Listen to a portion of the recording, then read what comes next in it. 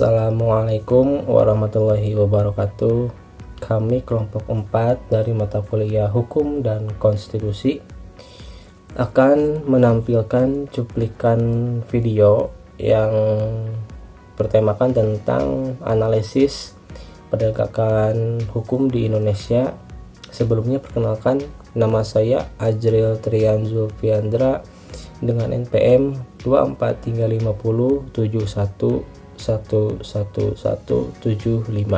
Saya Dinita Januarti dengan nomor MCM akhir 1169. Sebelumnya perkenalkan, nama saya Muhammad Pajapatir dengan NPM 2435007111195. Saya Jawa Putri Sonagar dengan NPM akhir 199. Perkenalkan, nama saya Nabil Maulana, NPM belakang 194. Saya Kemala Putri Kirana dengan NPM belakang 185. Nama saya Rifki Maulana dengan NPM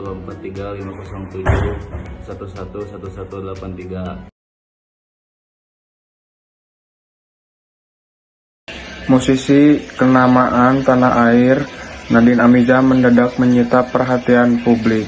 Pasalnya ia meluapkan emosinya di media sosial lantaran lagu ciptaannya yang berjudul Rayuan Perempuan Gila diubah aransemen dengan format speed up oleh oknum di media sosial.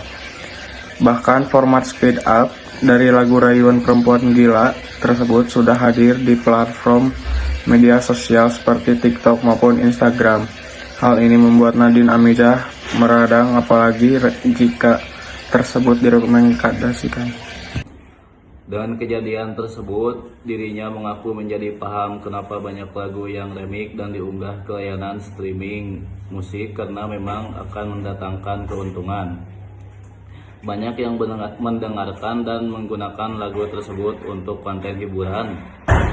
Namun, kendati demikian, Nadine merasa yang bersangkutan harus izin terlebih dahulu atau membayar royalti jika ingin mengedit lagu seseorang, termasuk ketika mengubahnya menjadi remix sebagai bentuk penghargaan pada karya lagu yang diciptakan orang lain.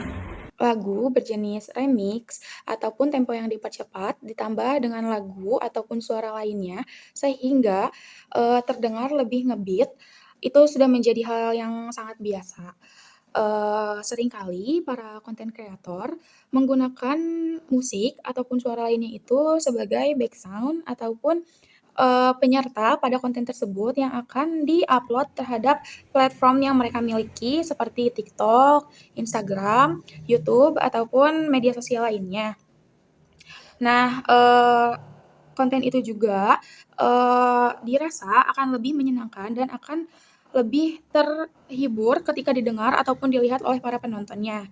Namun, perlu diketahui bahwa lagu itu merupakan salah satu objek perlindungan hak cipta yang diatur pada Undang-Undang Nomor 28 Tahun 2014 tentang hak cipta. Hak cipta itu merupakan hak eksekutif pencipta yang timbul otomatis berdasarkan prinsip deklaratif setelah lagu itu terdengar dan dapat juga didengarkan oleh kita ataupun dilihat oleh kita. Nah, dalam pasal 1, angka 1 Undang-Undang Hak Cipta. Dalam hal itu sendiri, terdapat dua hak yang timbul bagi pencipta. Yang pertama itu ada hak ekonomi dan yang kedua itu ada hak moral. Di sini saya akan menjelaskan apa itu hak moral secara singkat. Hak moral dapat diartikan sebagai hak yang melekat secara pribadi kepada pencipta. Itu tuh ada di pasal 5 ayat 1 Undang-Undang Hak Cipta kalau tidak salah. Di sini saya akan menjelaskan secara singkat. Yang pertama, tetap mencantumkan atau tidak mencantumkan nama aslinya. Yang kedua, menggunakan nama aliasnya atau samarannya. Yang ketiga, dapat mengubah ciptaannya sesuai dengan keputusan dalam masyarakat. Yang keempat, dapat mengubah judul dan anak judul ciptaan. Dan yang terakhir, dapat mempertahankan haknya dalam hal terjadi apabila terjadi distorsi ciptaan atau mutilasi ciptaan, terus kayak modifikasi ciptaan atau hal yang bersifat merugikan kehormatan kehormatan diri atau reputasinya. Dalam platform streaming musik, setidaknya terdapat dua jenis penggunaan hak ekonomi atas suatu ciptaan lagu, di antaranya yang pertama ada performing rights atau pengumuman ciptaan, merupakan hak yang diberikan untuk mempergunakan suatu karya cipta menjadi kegiatan, meliputi kegiatan menyanyikan, memutar, atau mempergunakan lagu untuk tujuan komersil, pasal 9 ayat 1 huruf G UU Hak Cipta. Dan yang kedua ada mechanical rights. Mechanical rights atau pengumuman atau pengaransemenan atau transformasian ciptaan adalah hak pencipta untuk melakukan pengalihwujudan atas suatu karya ciptaannya yang sudah menjadi suatu karya ciptaan yang baru, pasal 9 ayat 1 huruf D UU Hak Cipta.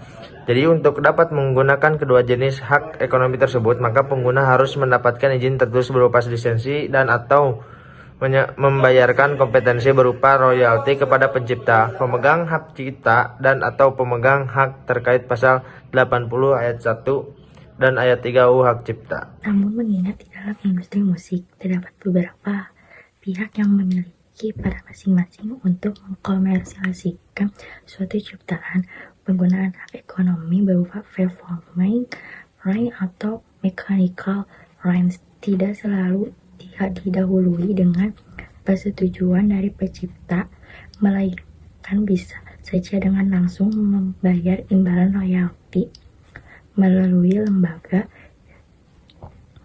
manajemen kolektif nasional atau LMKN pasal 23 ayat 5 UU Hak Cipta. Lagu remix yang merupakan hasil aransemen ulang atau transformasi dari lagu ciptaan orang lain tidak dapat timbul hak ciptanya apabila tidak mendapatkan izin dari pencipta atau pemegang hak cipta. Hal tersebut dikarenakan pencipta atau pemegang hak cipta memiliki kekuasaan penuh untuk mengaransemen maupun melakukan transformasi lagu ciptaannya dan melarang orang lain untuk melakukan aransemen baru ataupun transformasi atas lagunya tanpa izin. Terdapat pada pasal 9 ayat 1 nomor 28 tahun 2014 tentang hak cipta yang mengatur hak ekonomi pencipta atau pemegang hak cipta.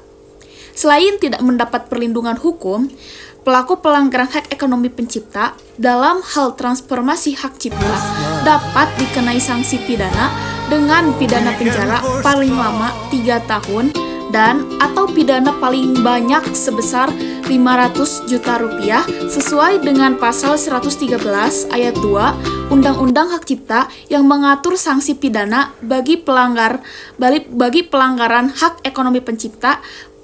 Pelanggaran ini dilakukan tanpa izin pencipta ataupun pemegang hak cipta.